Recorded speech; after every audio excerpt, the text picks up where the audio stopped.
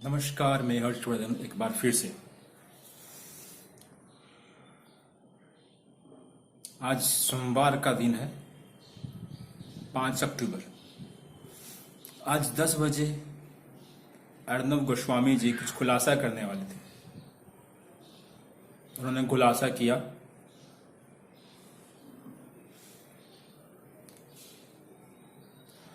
खुलासा किया उस केस में, जिस केस में कल तक ये अफवाह उड़ रही थी कि सुसाइड घोषित किया है एम्स के द्वारा, जबकि अभी तक एम्स के ऑफिशियल स्टेटमेंट नहीं आई है। उन्होंने यह खुलासा किया कि एम्स के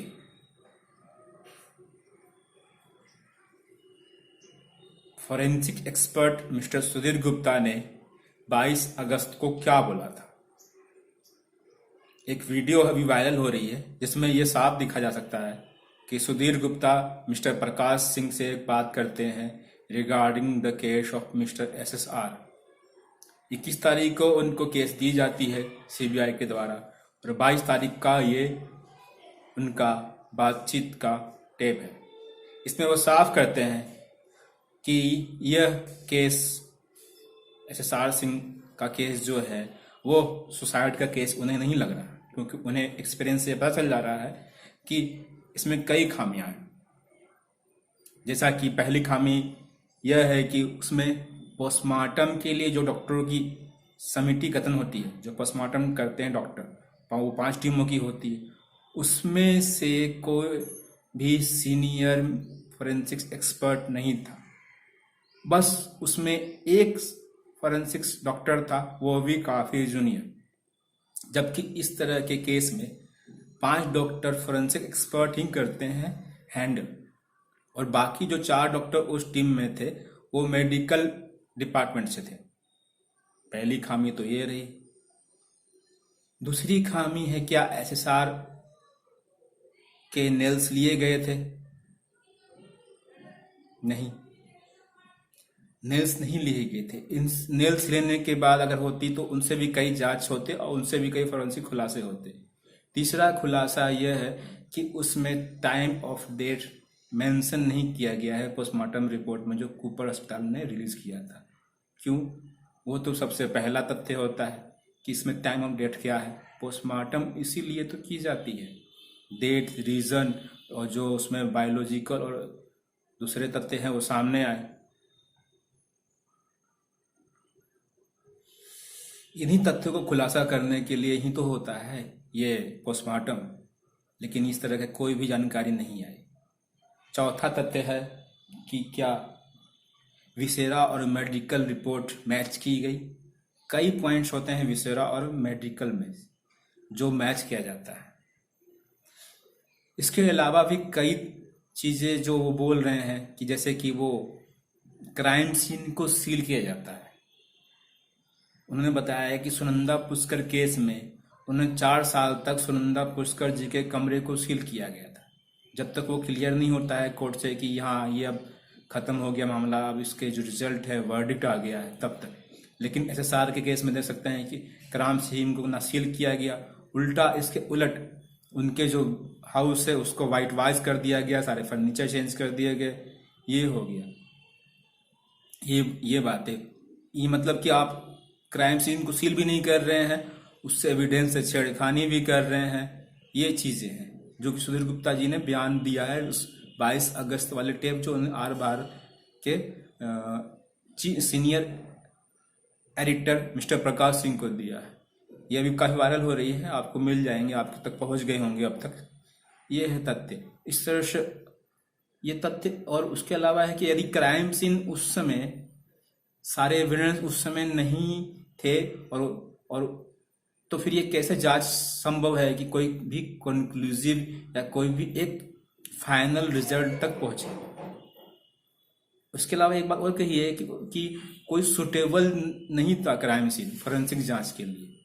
जब वो सुटेबल नहीं था फिर बाद में अब कैसे सुटेबल हो गया?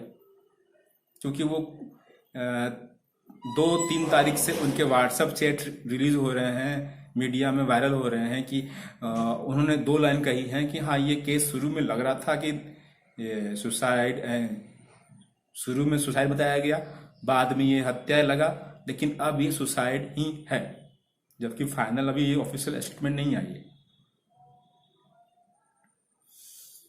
तो कहाँ से आ गए ये सारे एविडेंस, जब प्रदूषित हो गए, साक्ष्य नहीं, और सारे एविडेंस से छेड़खानी,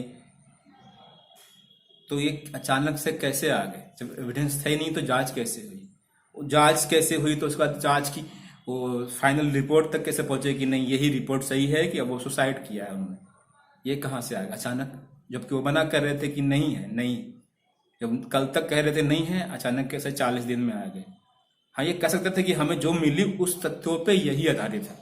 अब ये कह रहे हैं कि नहीं, वो जो तथ्य है वो गलत थे, हम जो शुरू में समझे। तो इस पर एम्स का भी बयान आया है कि हाँ, हमें जब 22 तारीख को केस दी गई उस समय भी ये मानववध लग रहा था, लेकिन अब फाइनल रिजल्ट आया है उसमें ये सुसाइड ही है जांच करने के बाद। तो एम्स के इस बयान के बाद केंद्रीय स्वास्थ्य मंत्रालय के द्वारा उनको तलब भी किया गया एम्स को कि बताए कि क्या माजरा है, क्या परिस्थिति है। वैसे एसएसआर की फैमिली के वकील मिस्टर विकास सिंह के द्वारा 3 तारीख को ही सीबीआई को ही एक मांग की है एम्स के अलावा दूसरी फोरेंसिक टीम को हायर करने के लिए, इस रिजल्ट के लिए।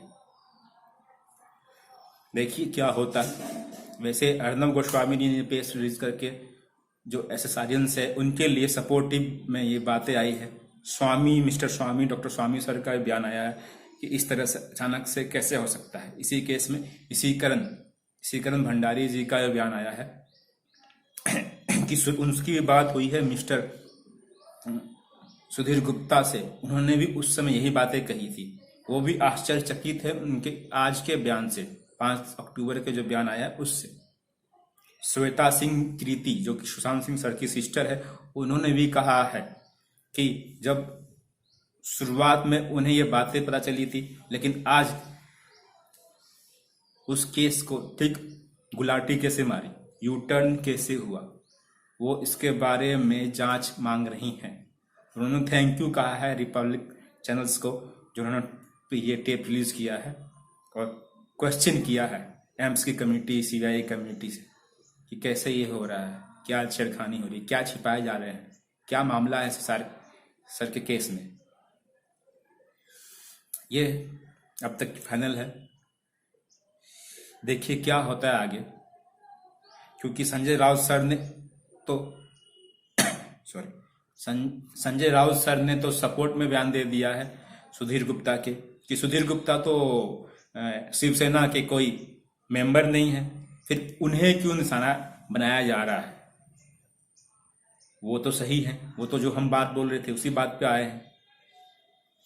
ये संजय राउत का बयान है अभी सुधीर गुप्ता के बयान के सपोर्ट में। इसके पहले आज ही 5 अक्टूबर कहीं उनके सामने में एक लेख आया है, जिस लेख में गुप्तेश्वर पांडे जो डीजीपी थे, पूर्व डीजीपी बिहार के, उन्होंने डीजीपी पद छोड़ के राजनीति में कदम रख लिया है, उनकी आलोचना भी की थी।